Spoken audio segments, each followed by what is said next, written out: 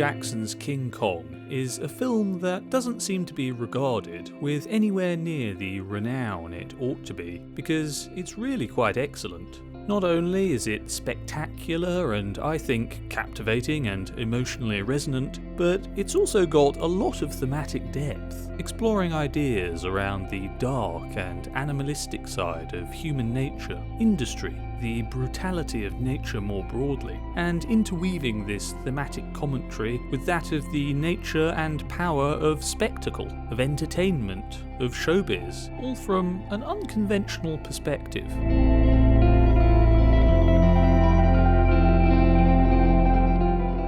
An integral part of the entertainment industry is deception. Of course, showbiz creates fake worlds, illusions, lies the audience consents to being told. But the industry perpetrates a greater series of lies upon the audience, which they may not be privy to, or may know about but are indifferent to. One such of these lies is that of showbiz being a glamorous world full of smiling faces of the people making the illusions, when in reality these people can often be experiencing a great deal of hardship, largely as a direct result of the characteristics of the industry itself.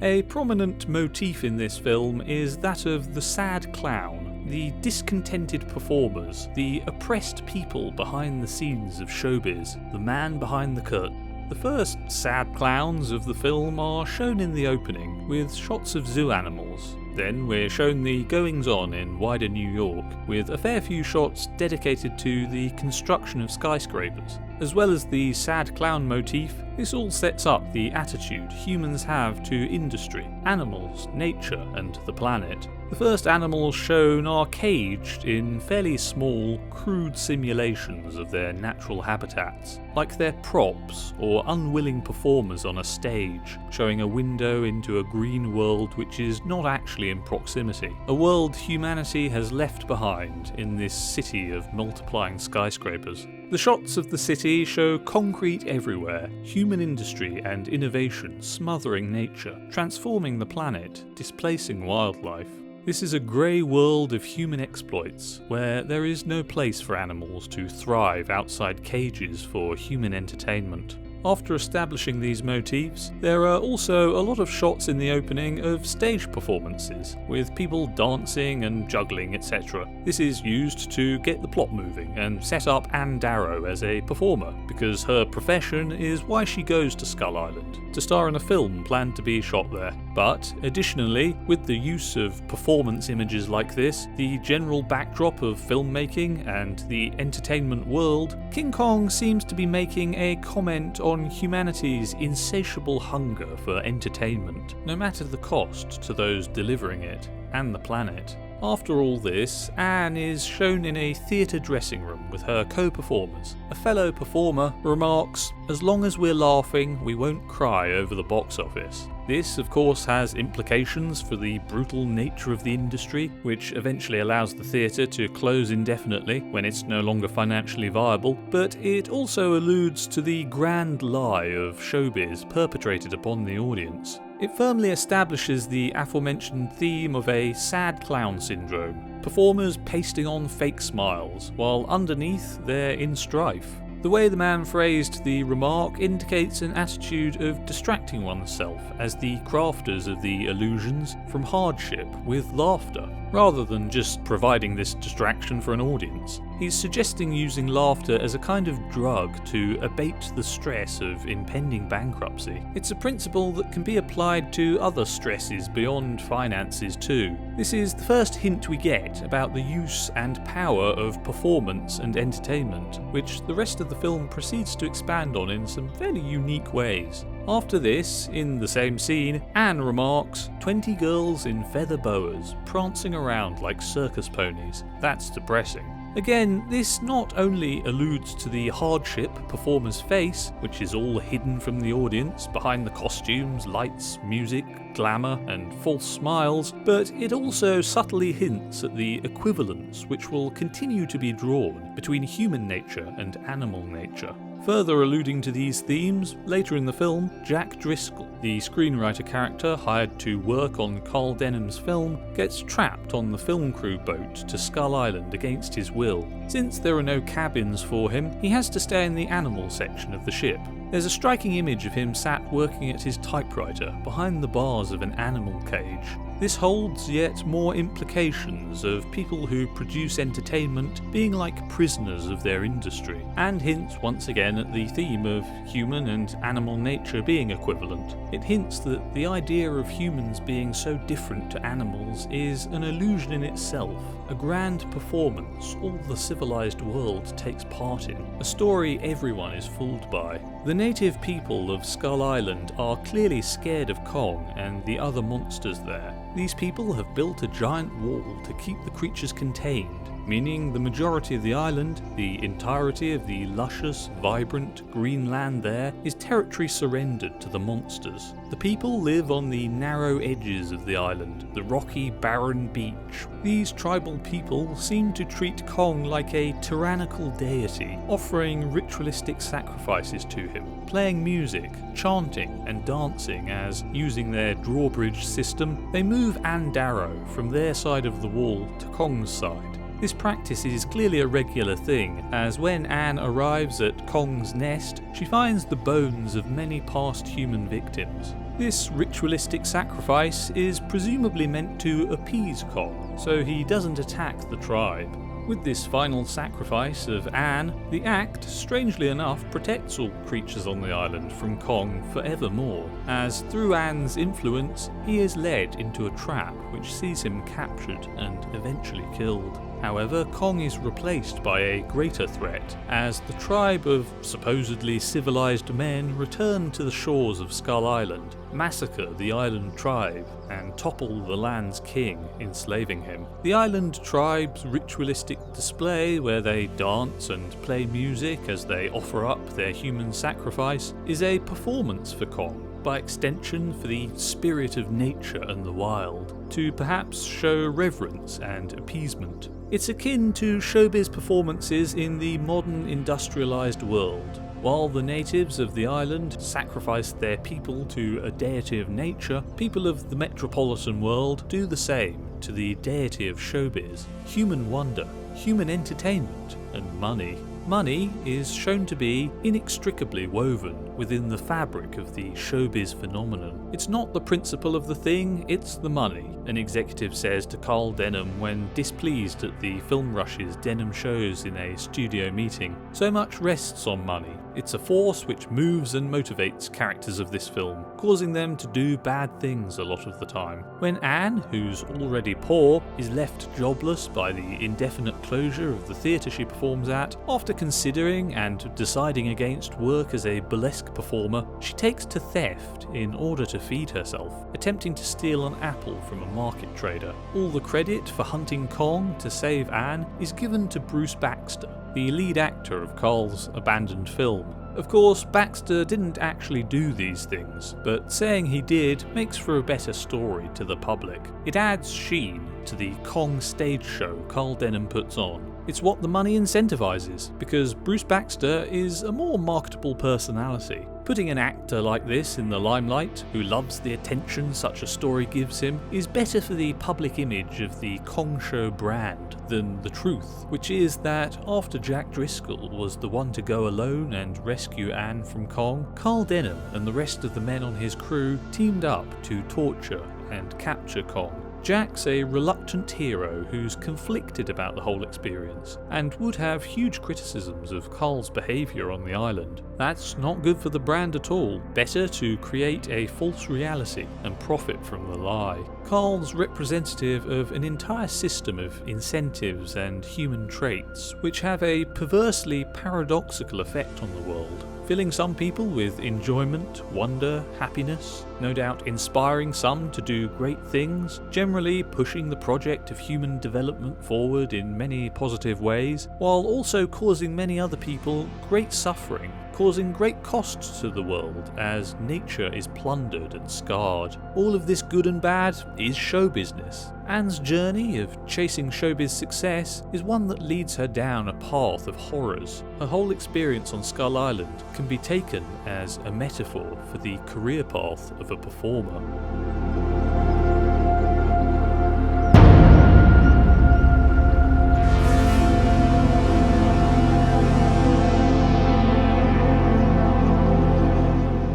It may be easy to make the mistake of thinking all Carl Denham cares about is money, that he's driven by greed alone, but there's actually ample indication that that's not the case. He's clearly a manipulator, a con man, deceitful and self-serving, but he does also seem to be genuinely motivated by a love of his craft. When in a meeting with film executives, one of them asks if his film will have boobies in it, because that will sell. And Carl aggressively lambasts the man for this crude remark, defending the artistic integrity of his project. Furthermore, Carl's clearly enamoured by the magic of showmanship and spectacle. That drove him to continue pushing forward through the horrors of his suicidal mission on Skull Island, to capture Kong and let the world in on that amazing animal. He wants to be rich, of course, but above that, I think Carl is genuinely captivated by Skull Island, and has a pure desire to share that feeling with the world. When he first catches a glimpse of Kong, he's overtly amazed by the giant creature. The enjoyment of and desire for an experience of wonder and theatrical spectacle can be framed as perfectly innocent.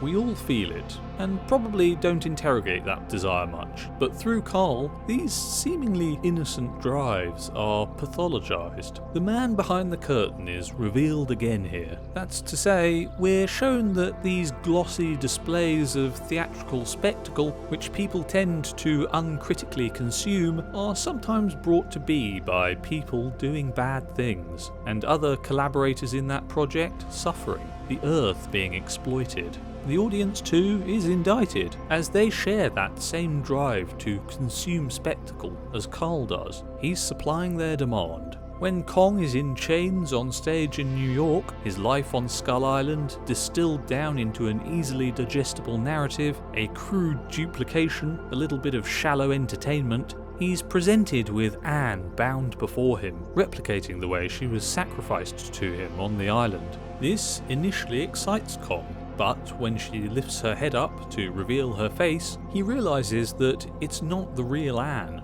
it's an actress playing her. Kong roars in anger, maybe anguish at this taunt, and the response of the audience is to applaud this display, like he's performed a fun little trick for them. It's all like a sick joke, designed to be as cruel as possible to this poor, lonely animal. The audience are shown to be so devoid of empathy for him, so indifferent to his obvious suffering, that they're very much culpable in the great crime of excessive showbiz industry, which is shown to be tearing up the world in this film.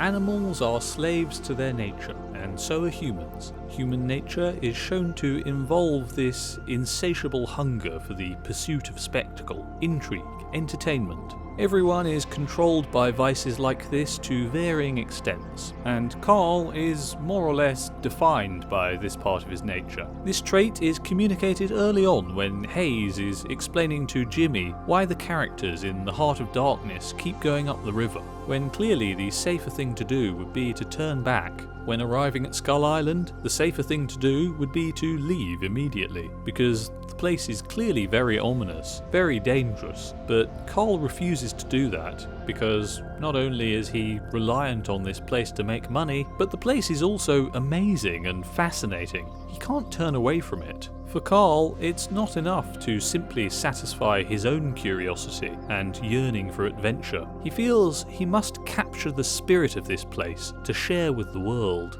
The island holds the potential for great wealth by exploiting the captivating appeal to show to the public. Many would pay to view the footage from such a place, so wild and untamed, an alien world to the dwellers of metropolitan civilization. The allure of mystery, of wonderment, of adventure and spectacle is a siren whose song is too seductive to resist.